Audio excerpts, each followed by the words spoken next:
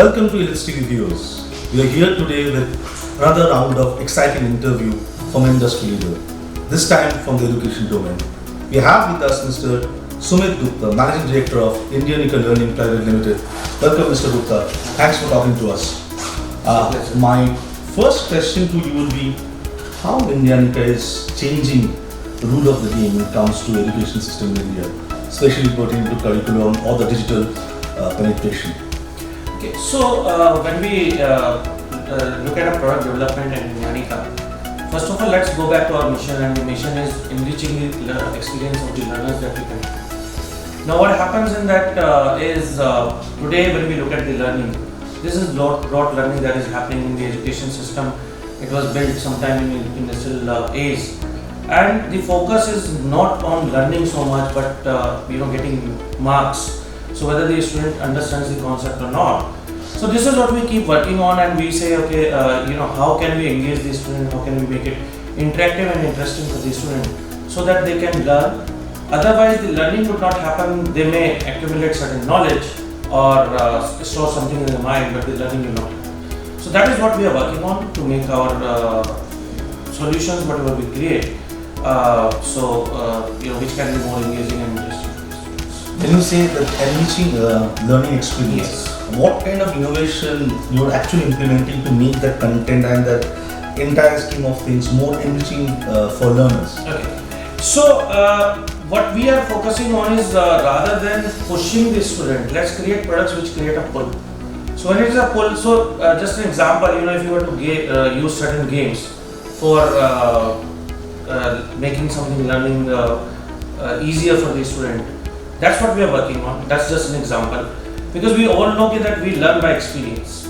We don't learn by reading or studying, but more by experience. So we learn a bit, but we retain very less of it. So this is what we are doing, and videos, animations, and the graphic holographic are also coming in.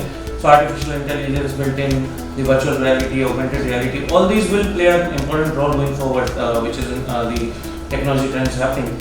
So these are the things that we are using in our products going forward, and with this usage, the products will be much more engaging and interesting for this. So when we talk about Indiannica, we know that there are two aspects of Indiannica. One is the curriculum aspect, one is the digital interference. Yes. So in terms of curriculum, what are your focus area? In terms of digital innovation, what are your focus area? Okay, so we'll have to go back a little bit to understand what's happening in the school market today in the education space.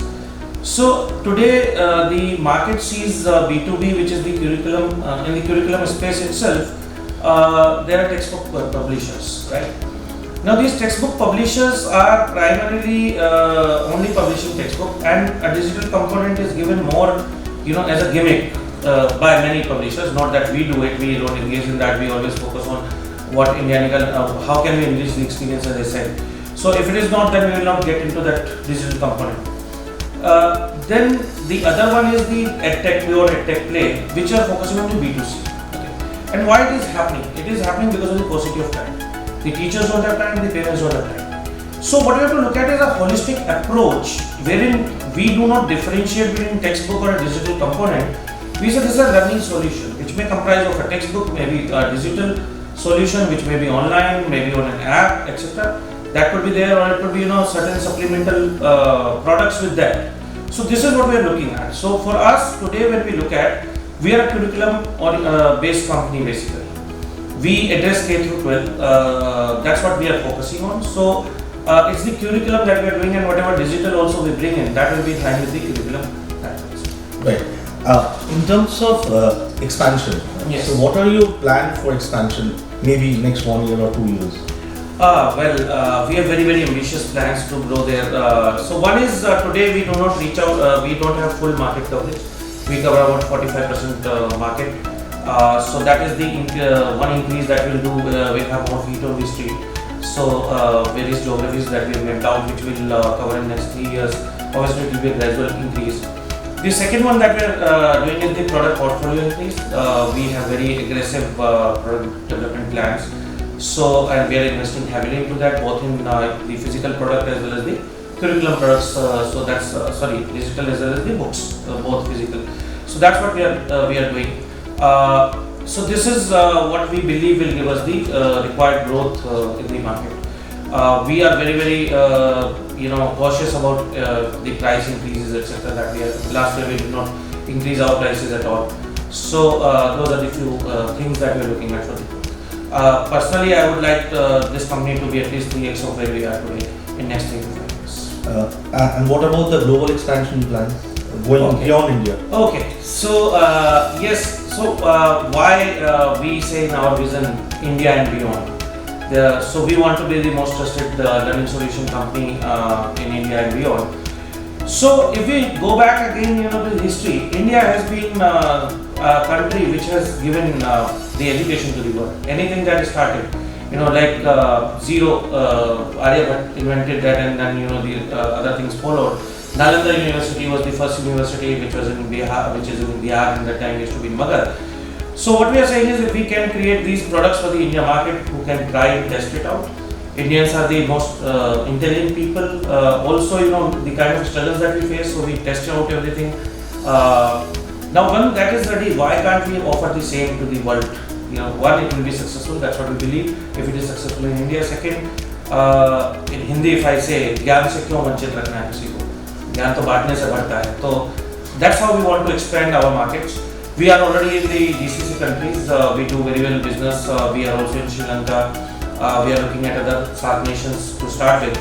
And right now, okay, so we want to expand there.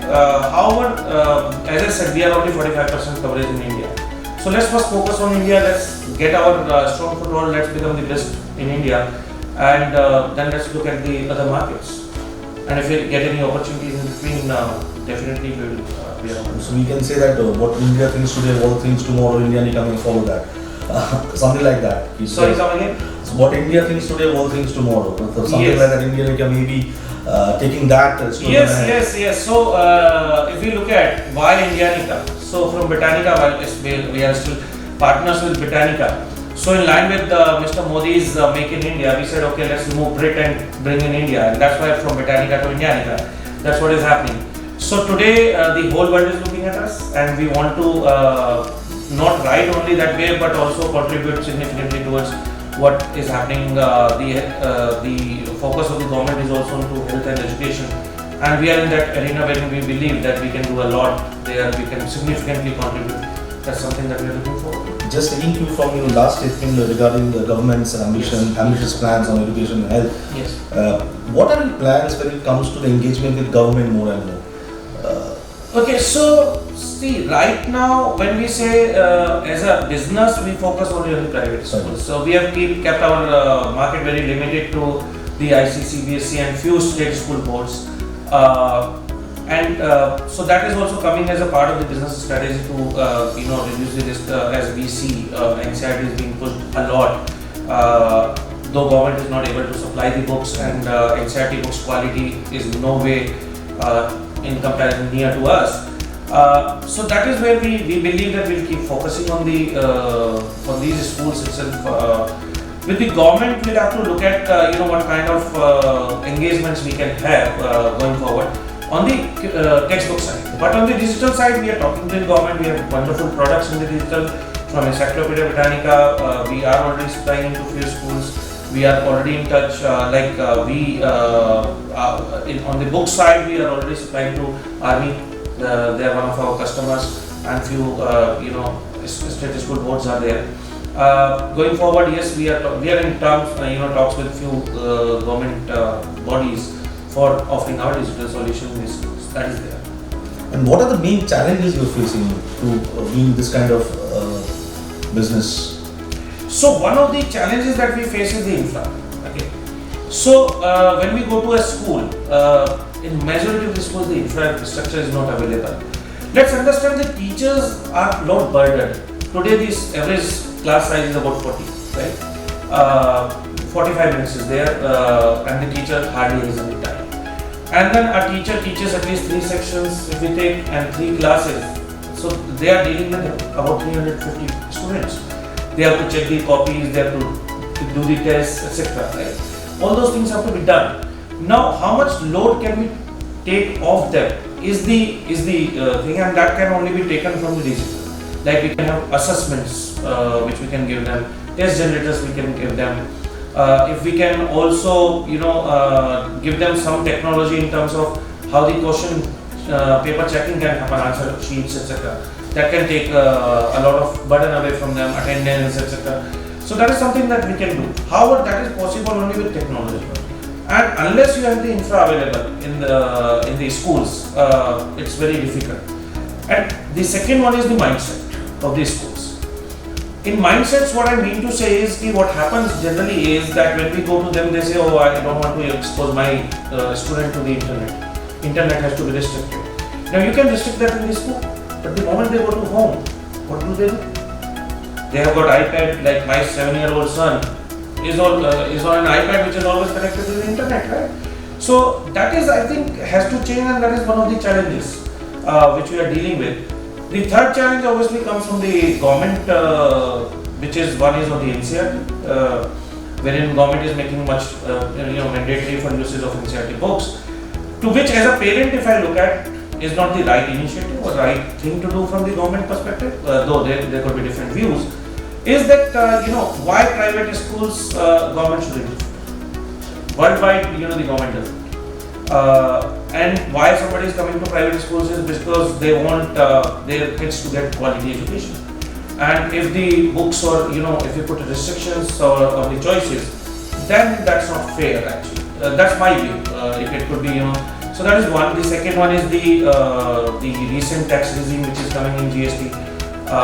We had been exempt from the tax so far. Now the books are still tax free, but unless the supply chain management is made tax free, the cost will keep going up, and if the cost keeps going up, we as a business will be compelled to increase our prices, and ultimately the burden will be passed on to the customers. Irrespective of how much I do not wish to do that, but that will have to be done at some point of time. So these are the few challenges that we face in this.